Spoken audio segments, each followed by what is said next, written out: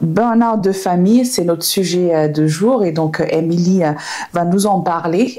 Mais avant de commencer, Émilie, peux-tu te présenter? Je sais qu'on avait déjà fait une petite vidéo, mais pour ceux qui n'ont pas vu, si tu peux te présenter, s'il te plaît. Bonjour et merci pour cette deuxième interview. Je suis Émilie Zanoni et je suis coach intuitive spécialisée dans l'accompagnement des femmes qui se sentent vidées, fatiguées et qui ont vraiment besoin de retrouver leur rayonnement, leur lumière intérieure pour pouvoir la diffuser à l'extérieur et au profit entre autres de leur famille. D'accord. Et donc comment est-ce que tu les accompagnes justement, brièvement encore une fois, pour que les gens comprennent pourquoi justement on veut parler de ce burn-out? Alors, je les accompagne à travers plusieurs outils, dont le coaching, et puis ensuite des outils pour accompagner les éventuels traumatismes et blessures qu'elles ont vécues. C'est un accompagnement en développement personnel, en épanouissement personnel aussi, qui se déroule sur plusieurs mois pour qu'on puisse reposer de bonnes bases avant d'envisager la suite. Wow, super.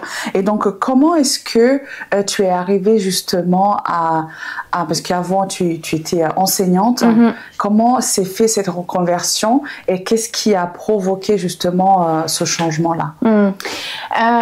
C'est hyper long comme histoire. En fait, il faut vraiment remonter dans l'enfance pour comprendre d'où se trame cette idée d'accompagner les femmes aujourd'hui. Comme beaucoup de femmes, j'ai grandi à travers les femmes de ma famille qui donnaient beaucoup aux autres, qui étaient à la disposition des autres, qui prenaient peu soin d'elles, ou en tout cas qui prenaient soin d'elles une fois que les autres étaient gérés et qu'il restait éventuellement un petit peu de temps pour elles. En fait, j'ai grandi à travers le prisme du sacrifice, mais vraiment quelque chose qu'on nous enseigne de façon assez banale en fait dans notre société. Et quand j'ai commencé ma vie d'adulte, j'ai rencontré mon premier mari avec qui j'ai eu 2 petites filles. Et dans ce couple, j'étais très seule en fait, parce que moi aussi je créais ma position, c'est-à-dire que comme on m'avait enseigné qu'il fallait que je sois au service des autres et que les autres étaient ma priorité et mon foyer était ma priorité, je me mettais vraiment au service de mon foyer. Donc moi j'avais cette place de celle qui tient le foyer mais qui est vraiment à disposition et qui est là pour élever tout le monde, pour encourager, pour soutenir, chose que je pense avoir très bien faite, mais du coup au prix de moi m'éteindre petit à petit et m'éloigner complètement de qui j'étais. Alors quand on est accompagné aussi de quelqu'un qui nous permet de retrouver notre place et notre individualité, on peut vite remettre l'église au milieu du village, comme on dit. Moi, c'est pas ce qui s'est passé, parce que finalement, j'ai compris plus tard que dans ce couple-là, on se faisait miroir aussi sur des blessures. Donc forcément, quand l'autre il va pas bien non plus, c'est compliqué pour lui de soutenir. Donc finalement, je dis ça pour rétablir aussi le truc et puis pour pas blâmer non plus mon ex-mari et puis me faire passer pour la victime. On est quand même dans un couple, on dit que c'est 50-50 et c'est pas pour rien, c'est que il y a des résonances qui se font, il y a des mécanismes qui se mettent en place et je suis convaincue que les rencontres ne se font pas pour rien. Et finalement cette première partie de vie elle m'a permis de grandir parce que je suis allée très très au fond avec cette première partie de vie. Jusqu'à me voir vraiment dans les conflits, que ce soit avec mon ex-mari ou avec mes enfants, me voir complètement hors de mon corps, hors de moi, et me dire je suis en train de devenir quelqu'un que je ne veux pas. Moi je me qualifiais de mégère, c'est-à-dire que j'étais aigrie, souvent en colère, fatiguée évidemment, vidée.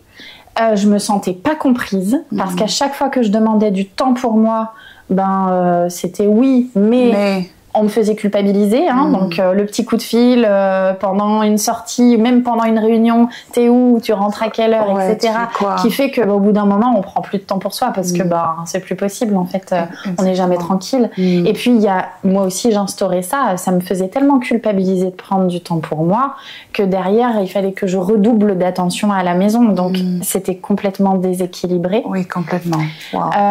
Jusqu'à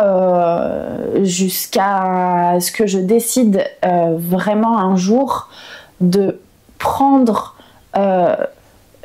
j'ai vraiment cette image de me prendre à bras le corps comme ça et de me dire maintenant ça suffit, tu vas prendre du temps pour toi parce que c'est tes enfants qui le payent. Donc j'ai eu cette première prise de conscience et là je me suis réfugiée dans le sport à fond, à courir, à aller en rando.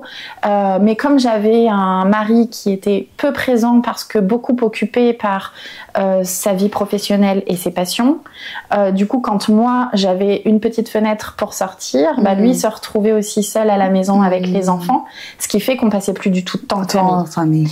Mais finalement, on prenait nos repères différemment. Moi, à ce moment-là, ça m'allait bien. Je me suis rendu compte que les repères de mon couple, il n'y en avait plus. Et puis, on ne savait plus passer du temps ensemble. Donc, je passais beaucoup de temps à l'extérieur à faire du sport. Et il y a eu un jour où le reproche pendant une dispute a été celui de trop. Parce que finalement, c'était de ma faute. Au final, si on passait plus de temps en famille, il y a la culpabilité qui reprenait toute sa place. Et on était en train de me mettre des sacs à dos qui ne m'appartenaient pas. Sur les épaules. Et c'est là que ce fameux burn-out de famille, ou comme tu disais, le burn-out parental est arrivé. Je suis allée chez le médecin et je lui ai dit, j'en peux plus, je pleure tout le temps à la maison, j'y arrive plus. Et je me rends compte que j'ai même plus la capacité de m'occuper de mes enfants. Enfin, la capacité, c'était une capacité temporaire, mais j'en avais plus envie. Ça commençait à être vraiment très compliqué pour moi. Et là, le médecin m'a dit, c'est un burn-out de famille. Un truc que je connaissais absolument pas. Qu'est-ce que c'est le burn-out de famille alors? Comment est-ce qu'on définit Alors, je suis pas spécialisée dans l'accompagnement du burn-out. Pour moi, c'est vraiment un gros ras-le-bol. C'est ce moment, un point de rupture en fait, où plus rien n'a de sens. J'ai compris plus tard que le burn-out, qu'il soit de famille, professionnel, peu importe, c'est juste la partie supérieure de l'iceberg. C'est vraiment la petite couche superficielle. Parce qu'en fait, en dessous, il faut aller gratter. Et il faut aller comprendre ce qui se joue. Et ce qui se joue depuis des années, qui fait qu'on arrive à « je n'en peux plus, j'en ai marre, ça n'a plus de sens ». Et je ne sais pas comment me relever, parce qu'il y a ça aussi dans le burn-out, quoi. C'est un sentiment de vide. Et on se dit, c'est un épuisement émotionnel, en fait. Exactement. Une sorte de démotivation dans tous les secteurs, tous les secteurs possibles. Ok. Et donc, cet état de stress, en fait, pour toi, était assez prolongé, ce qui a fait que tu en es arrivé justement à ce burn-out.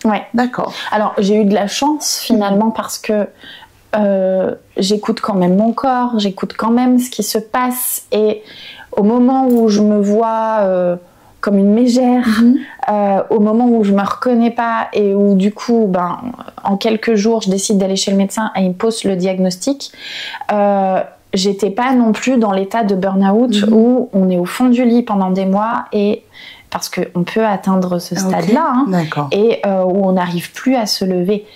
Moi, j'ai quand même eu, quand il a posé le diagnostic, j'ai dit bon, là c'est stop. Enfin, je suis rentrée à la maison avec ça, évidemment incompréhension de mon ex-mari. On se comprenait déjà plus, donc il allait pas comprendre un truc pareil. J'ai décidé de partir en fait, et je l'ai laissé avec les enfants pendant 3 jours. D'accord. C'était moi qui suis une maman poule et qui suis, malgré aujourd'hui que mes filles soient beaucoup plus grandes, j'ai du mal à les lâcher. Enfin, on a quand même une relation assez fusionnelle. Là, pendant ces 3 jours, vraiment, c'était plus possible. Je pouvais voir personne et je pouvais pas m'occuper de mes enfants, et j'avais besoin d'être seule dans ma bulle. Donc j'ai eu la chance d'avoir un petit endroit cocon qui m'avait été prêté à ce moment-là pour ça.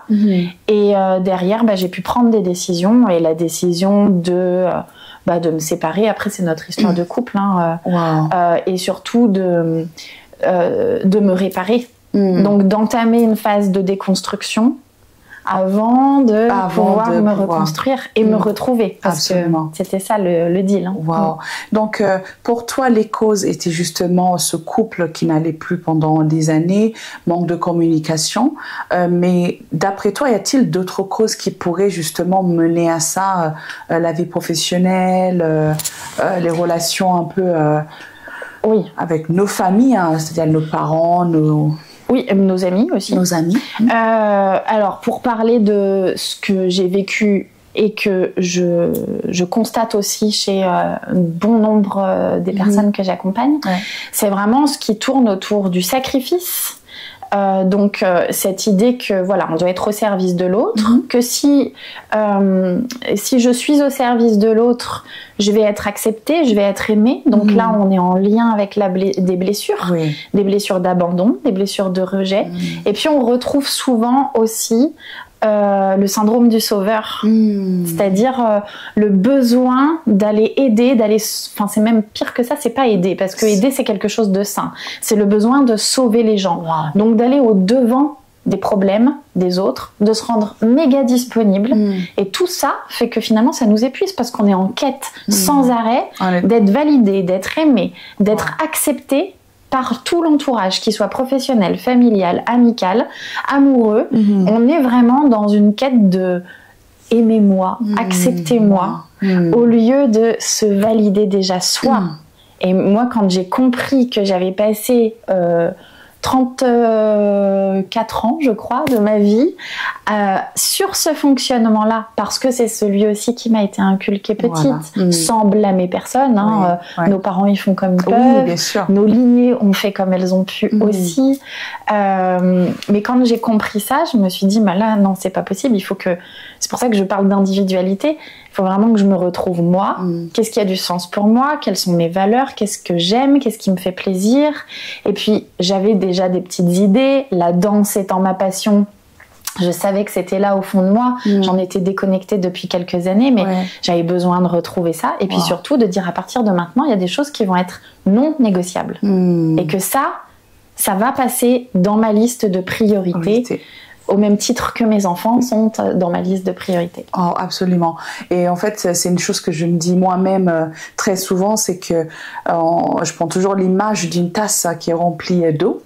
Et cette eau-là, en fait, c'est l'amour pour soi, c'est le temps pour soi. Voilà, on arrive à s'occuper de nous-mêmes, mais tout l'amour qu'on a pour nous et pour les autres, si on donne en vide, la tasse devient vide.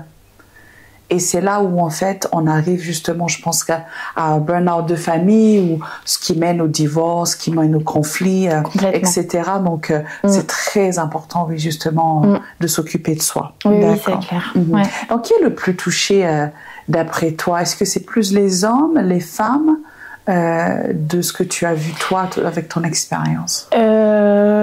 Je dirais les femmes, au risque qu'on me dise « Oh là là, c'est très féministe, est-ce que tu es en train de dire ?» Je dirais les femmes parce que on est élevé, on a été élevé là-dedans. Et on est souvent plus médiatrice. Et puis la femme, alors on a tous une part de féminin et de masculin en nous. Chez la femme, évidemment, la part de féminin va être plus présente à la base. Et le féminin, c'est l'écoute, la compassion, la compréhension, c'est l'intériorité. C'est, du coup, on est plus en réceptivité du monde extérieur. Alors que le masculin, il est plus en diffusion. Il s'occupe de rayonner, il s'occupe de poser des actions. Donc, voilà pourquoi je pense que c'est plutôt la femme, parce que comme elle est en réceptivité, vraiment c'est le capteur de tout ce qui va se passer autour de moi. C'est aussi mon intuition qui va me dire que bah tiens, ma copine, elle m'a fait un petit sourire en coin, c'est que ça doit pas aller aujourd'hui, donc je vais essayer de lui apporter du réconfort, me rendre dispo à n'importe quelle heure pour elle.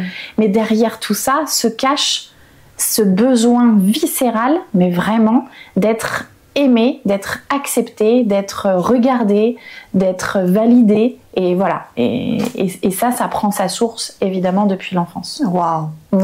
Et donc, les symptômes justement de ce burn-out. Donc, toi, tu as parlé de cette fatigue constante, tu es tout le temps fatigué, de mauvaise humeur. Ouais. Est-ce que tu penses à d'autres symptômes ou d'autres signes? Si j'ose il y en dire. oui, il y en a tellement. Alors voilà, il y a évidemment la fatigue, la colère qu'il y a en nous, des moments de tristesse aussi ou de mélancolie, hein, parce que ben voilà, c'est pas linéaire. C'est ça, c'est des vagues qu'on se prend en pleine figure. Hein. Donc toute la sphère émotionnelle est touchée, physique aussi. Moi, ça vient se loger dans le ventre. Comme beaucoup, hein, c'est le deuxième cerveau. Oui. Chez la femme, c'est le berceau de notre féminité aussi, c'est le berceau de qui on est aussi, notre ventre. La tête aussi peut être touchée, le dos peut être touché, parce qu'on porte énormément. La tête, parce qu'on rumine. Oui. Donc, des maux de tête, des migraines, voilà.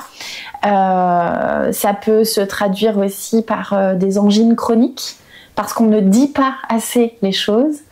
Voilà, au niveau physique, ça peut être des blessures aussi. Hein, le fait de se faire une entorse de la cheville, la symbolique d'une entorse de la cheville, c'est j'ai un choix à faire, j'ai un nouveau chemin à prendre, je n'ose pas y aller, je veux pas, je fais de la résistance, le genou. Voilà. Hein, on peut en trouver des tonnes. Ouais. Après, ça va être vraiment propre à chacun. Mais la première chose à faire, c'est d'écouter la météo intérieure, en fait. Comment je me sens. Absolument. Et puis du coup, voilà, comment je me sens émotionnellement, comment je me sens physiquement. Est-ce qu'en ce moment, il y a des tensions Et puis ensuite, d'essayer de comprendre sans faire une suranalyse, parce qu'après, on tombe dans l'excès aussi, d'être tout le temps en train de s'analyser. Voilà, je ne pense pas que ce soit hyper productif. Voilà. Mais voilà, déjà ça, d'être attentif à notre météo intérieure. Est-ce que c'est OK pour moi si je me sens comme ça en ce moment ? Et puis si c'est pas OK, bah pourquoi, comment et qu'est-ce que je peux en faire ? Voilà, et trouver justement une solution. Voilà. Ouais. Donc, quelles étaient les conséquences pour toi niveau santé mentale ? Oh là là, une grande fragilité. Oui. Ouais. Une grande fragilité. Une grande richesse aussi, parce que j'ai compris un peu plus tard que j'avais une grande sensibilité. Que j'avais refoulé depuis très longtemps, parce qu'il faut être une femme forte. Indépendante et qui assume. Ce qu'on appelle les traits de l'hypersensibilité. Alors, je suis pas hyper fan des étiquettes, voilà. Mais cependant, voilà, je suis bien obligée de constater quand même que j'ai cette part d'hypersensibilité en moi qui se traduit par plein de choses. Mais du coup, de me remettre à l'écoute, c'est ce que ça, à l'écoute de moi et de mon moi à l'intérieur, c'est ce que ça a mis en évidence. Donc pour le coup, au début, ça a été, je l'ai pris comme une faiblesse et une fragilité. Parce que ma sensibilité fait que je me mets à pleurer. Mais pour tout, en fait.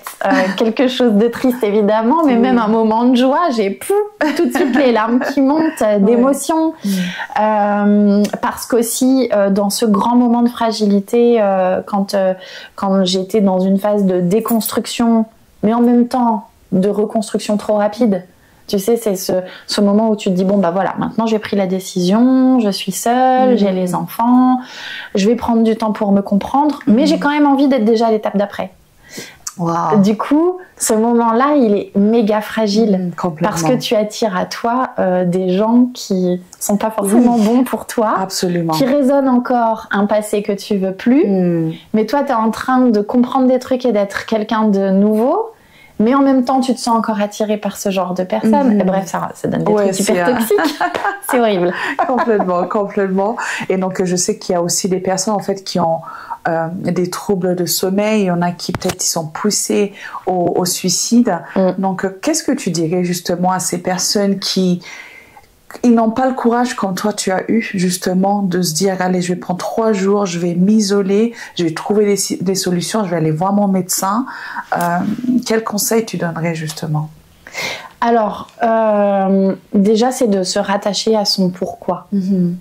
Si je m'isole pendant un temps, si je vais chez le médecin, à quoi ça va me servir ? Pourquoi je le fais ? Et si je le fais pas pour moi, dans un premier temps. Peut-être que je le fais pour des enfants. Ouais. Peut-être que je le fais pour ma famille, pour un entourage. Et ça peut donner déjà la force de se bouger. Voilà, même si l'intention, elle est encore de se bouger pour l'extérieur, c'est pas grave. C'est une première étape. Et on y trouvera déjà une force. Moi, à ce moment-là, ce qui m'a décidé aussi de prendre soin de moi et de tourner la page de cette famille et de ce couple et de me remettre en route vers moi, je me suis dit, je le fais pour mes enfants. Parce que je ne veux pas que mes filles grandissent avec une image de cette famille, voilà, que une famille c'est ça, ça crie tout le temps, ça passe pas du temps ensemble, il n'y a pas d'amour, il n'y a pas de gestes et de mots d'amour. Un couple, ce n'est pas ça. Et je voulais surtout pas que mes enfants grandissent là-dedans. Donc moi, ça m'a vraiment donné la force d'aller au bout de ce burn-out et de dire stop en fait. Voilà, se mettre en marche vers la guérison, on peut dire. Oui, exactement. Après, quand on oscille et qu'on n'ose pas pousser la porte du médecin, ou c'est d'essayer de trouver quelqu'un à qui se confier dans son entourage dans un premier temps.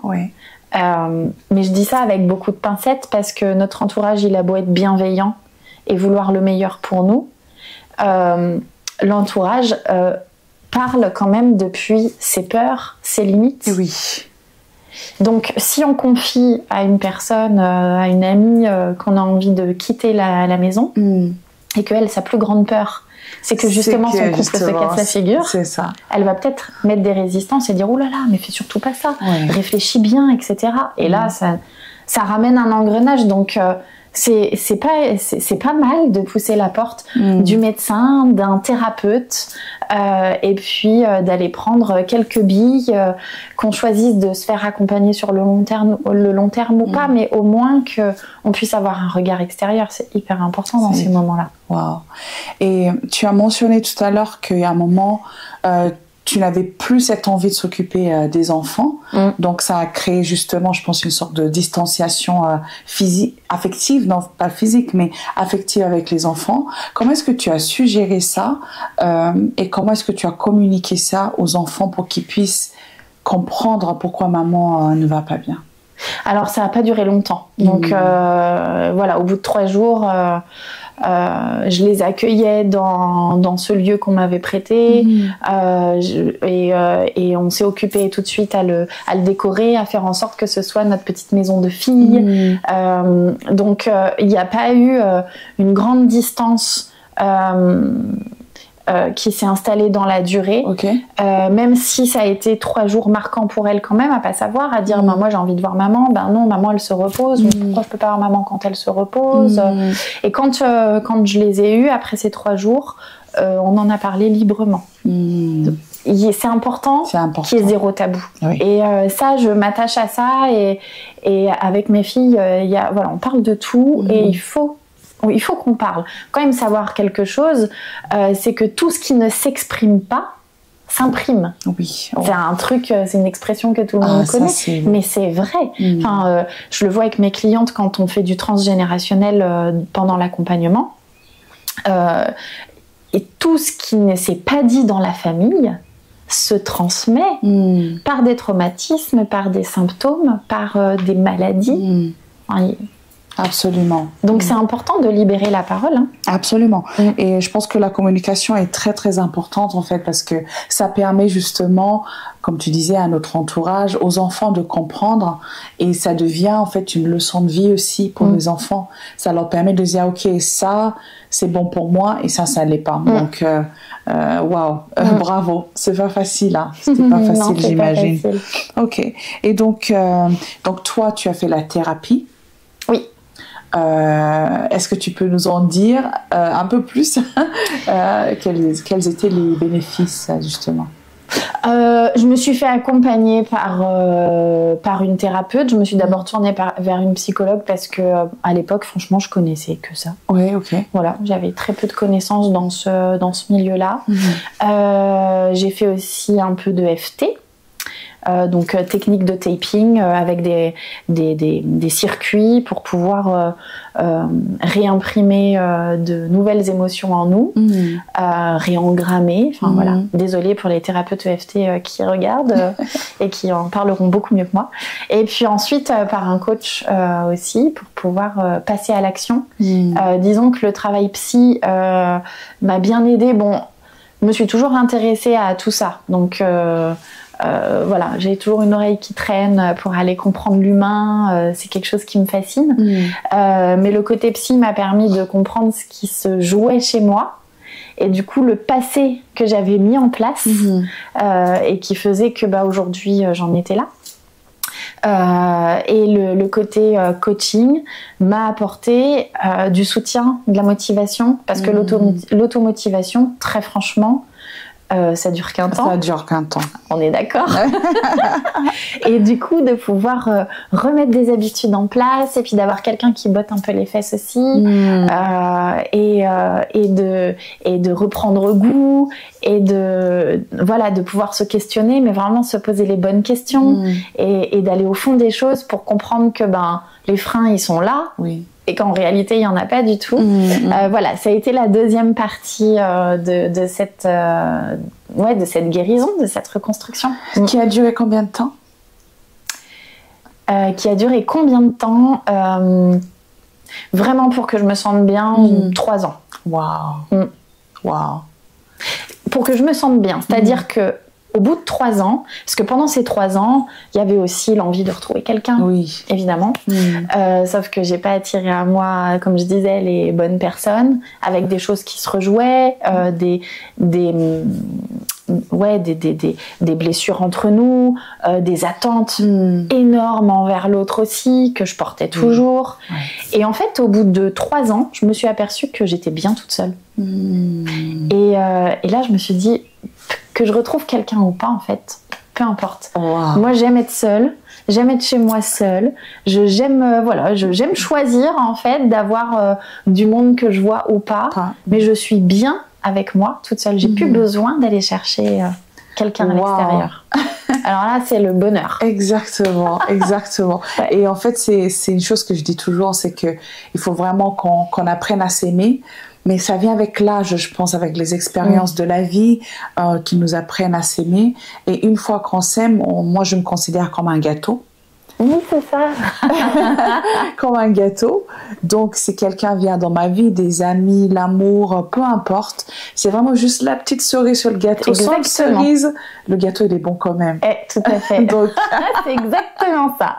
C'est la même image que j'ai, parfait. Voilà. Donc, en tout cas, félicitations, c'est génial. Et comment est-ce que, justement, ce burn-out de famille se traduit... Enfin, quel impact a-t-il eu sur ta vie après justement ces 3 ans dans la rencontre que tu as fait par la suite et avec les enfants et dans ta vie professionnelle, parce qu'en fait il y a eu tellement de chamboulements c'est vrai pendant toute cette période. Mais oui, et en même temps c'est pas étonnant qu'un événement comme un burn-out vienne tout faire péter en fait, parce que comme on retravaille, on se remet en route vers soi, on a envie d'un quotidien et d'une vie qui correspondent complètement à soi. Complètement. Donc, on est prêt à tout faire voler en éclats, quoi. Et à dire, mais ça, j'en veux plus, donc je le quitte. Le boulot, c'est pareil. La famille, maintenant... on va reprendre une place, chacun va reprendre une place différente et puis plus équilibrée aussi pour chacun. On remet de l'attention dans tout aussi. Donc oui, ça a été un chamboulement complet sur toutes les sphères et qui fait qu'aujourd'hui, ça m'a pas empêché de me remarier une 2e fois. Oui. Quand même. Donc comme quoi j'ai pas d'amertume et que j'ai plus de colère vis-à-vis de cette première expérience parce que j'ai quand même envie de croire en l'amour et j'y crois. Et la preuve, je me suis remariée, donc c'est que de ce côté-là c'est ok, la case est cochée, tu vois. Maintenant avec les enfants, avec mon mari, on est vraiment dans ce je m'attache à ce qui est de la communication. Ça, c'est très important. Ce qui n'est pas évident tous les jours, hein, on est bien d'accord. mais quand même, de communiquer à fond, qu'il y ait le moins de non-dits possible. On essaye aussi de tous s'accepter avec nos humeurs, avec nos petits moments peut-être de moins bien parfois, etc.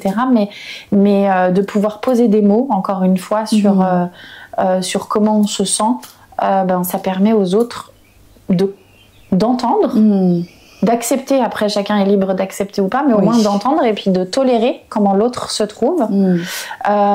Et puis, je crois que j'avais toujours cette petite phrase en moi depuis gamine qui disait tout est possible, mais le burn-out a fait revivre cette phrase. Et ça, c'est un truc que j'enseigne à mes filles et que je m'attache à leur montrer. Voilà, c'est un leitmotiv, quoi. Tout est possible. Voilà, tout et à n'importe quel âge. C'est vrai, c'est vrai. En fait, il n'est jamais trop tard en fait pour changer des choses dans sa vie, comme tomber également. On ne sait jamais ce qui peut arriver, mais on ne peut pas tomber plus bas, on a jusqu'à qu'à remonter la pente. Et donc, aujourd'hui, tu es heureuse en couple. Oui. J'ai une question, parce que le burn-out de famille, comme on a dit, hein, c'est pas pour autant que ça ne peut pas revenir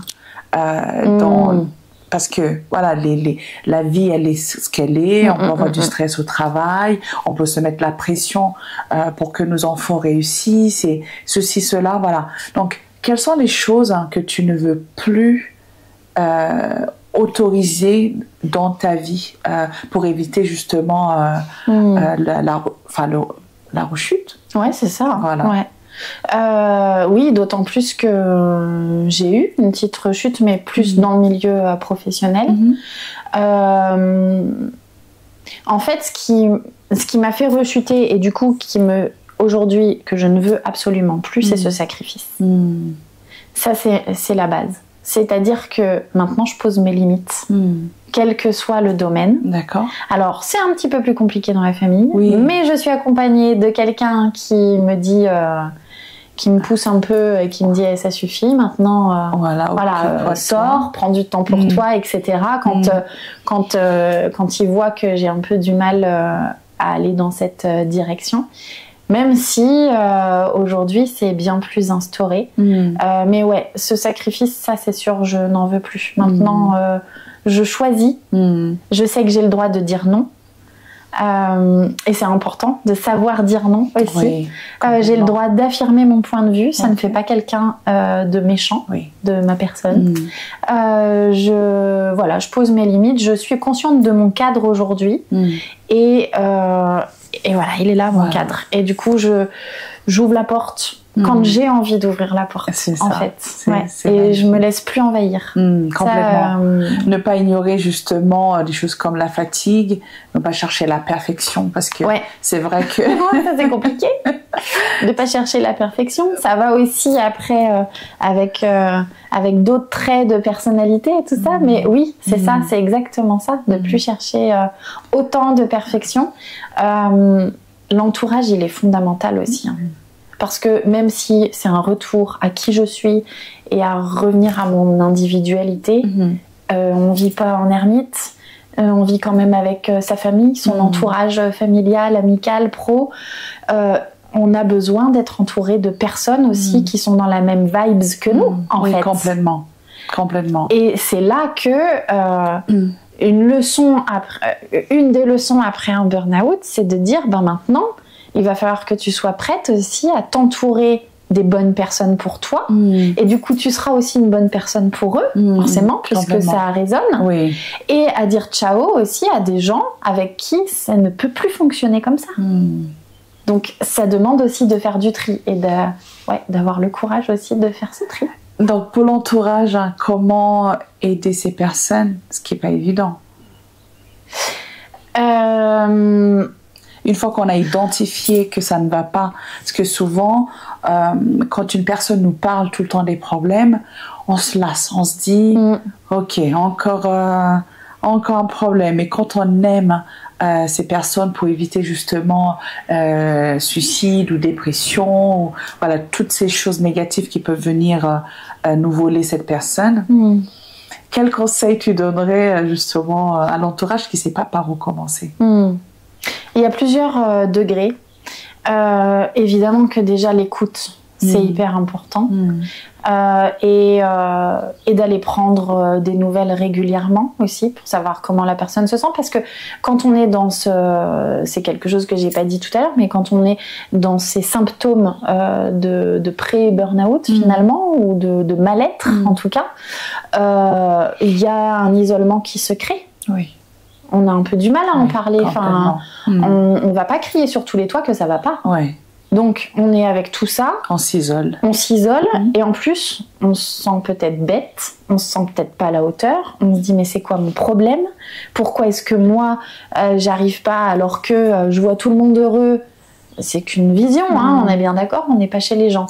Mais voilà, il y a encore cette culpabilité qui va reprendre le dessus. Donc, c'est vraiment d'être à l'écoute et puis de solliciter. Un petit message, un appel, comment tu vas? Voilà, quand on sent qu'il y a un truc qui va pas, c'est de montrer à la personne qu'on est présente et lui dire tu peux parler, tu peux te confier, même si elle le fera peut-être pas au début. Ensuite, c'est vraiment de respecter aussi le rythme et de pas avoir d'attente. Ah oui.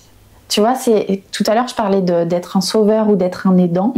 Bah, quand on a vraiment envie d'être un aidant pour l'autre, on lui dit qu'on est à disposition et qu'on est là. Mais si la personne choisit de ne pas me solliciter, c'est ok. Oui. Qu'est-ce que j'y peux? Je vais pas la forcer. Et si je la force, là, je suis dans le sauveur, où j'ai absolument besoin de lui porter secours. Oui. Tu vois, il y a vraiment ce truc-là, quoi. Oui. Donc, c'est d'accepter que ouais, c'est son chemin aussi. Après, c'est vrai que pour l'entourage, il peut y avoir une fatigue parce que pendant des mois, on répète à cette personne les mêmes choses et qu'on constate qu'elle se raconte les mêmes histoires aussi depuis très longtemps. C'est vrai, ça peut arriver. Dans ces cas-là, ben, chacun a sa dose et sa capacité d'être encore présente pour l'autre. Quand on est au bout de ses capacités, c'est complètement ok de dire à la personne, bon ben moi, j'ai l'impression que je peux rien pour toi. Donc, il serait peut-être temps que tu ailles voir quelqu'un qui sera plus objectif. Oui, complètement. Et c'est vrai qu'on ne peut pas sauver quelqu'un qui n'est pas prêt à être sauvé, qui ne veut pas. Voilà. Parce qu'il y a ça aussi, il y a des gens qui n'ont pas forcément envie. Enfin, je vais peut-être me faire des ennemis à travers ce que je dis. Mais il faut bien comprendre aussi que si je raccroche ça à mon histoire, cette idée de burn-out ou de charge mentale trop présente, peu importe ce que j'ai vécu, mais c'était là depuis des années, et depuis des années, je ruminais toujours la même chose, que j'avais pas de temps pour moi, qu'à chaque fois que je m'absentais, ne serait-ce que pour une réunion, j'étais appelée par monsieur parce que c'était trop long, que c'était ses activités à lui en priorité, que même quand il travaillait pas, c'était à moi de prendre des jours de congé pour m'occuper de mes enfants malades parce que lui, il avait d'autres choses à faire. Mais libre à moi, pourquoi je me suis pas bougée plus tôt? Parce que finalement, c'était une zone de confort dans laquelle je me confortais. Voilà. Parce que j'y avais une place.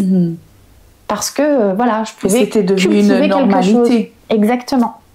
C'est pour ça que, oui, il faut que la personne soit prête. Oui, il faut qu'elle en ait envie. Oui, il faut qu'elle ait une prise de conscience. Et que quand on est dans notre boue, en fait, et dans notre truc à nous, là, et qu'on essaye de se dépatouiller, ben, on voit pas toujours ça. Donc, l'entourage peut nous faire un tilt, mais peut aussi ne rien faire. Donc, l'entourage a juste à mettre à disposition et à comprendre aussi que, ben, il se passera peut-être rien. Voilà. Waouh. Merci, Émilie. Merci à toi. Alors, j'ai appris beaucoup de choses parce que j'avouerai que la première fois que j'ai entendu ce terme, c'était avec toi. J'avais jamais entendu. Parce qu'on parle souvent le burn-out au travail, mais jamais en famille. Et c'est vrai que je pense que c'est un message qui va résonner avec beaucoup de personnes, hommes comme femmes. Et donc, je sais pas si tu les accompagnes ou pas, mais quelqu'un qui aurait des questions, est-ce que tu serais prête à les écouter? Bien sûr. À les conseiller? Bien sûr. C'est ce que je fais tous les jours sur le compte Instagram, sur WhatsApp. avec le temps dont je dispose, évidemment. Oui.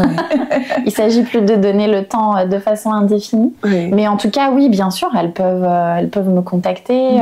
Aujourd'hui, il y a tellement de choses pour reprendre conscience de qui on est, s'occuper de soi. Moi, ça passe par de l'accompagnement en coaching, ça passe par un travail de libération, comme je le disais, avec le transgénérationnel, mais aussi comprendre les blessures qui sont actives chez nous. Ça passe aussi par un petit côté spirituel, parce que j'aime ça. Ça passe aussi par la danse, parce que on n'a pas parlé du corps, mais le corps, quand on est dans une quête de retrouver son identité, on a besoin de se remettre en mouvement et de se réapproprier son corps aussi par le côté physique. Ouais, complètement. Donc, comment te contacter? Alors, sur Insta, c'est Émilie, _Zanoni. Sur mon site internet, www.emiliezanoni.fr. Voilà. Et après, il y a le mail et le téléphone sur le site. Voilà, très bien. Il y a de quoi me contacter. Merci beaucoup, Émilie. Merci à toi. À bientôt. À bientôt.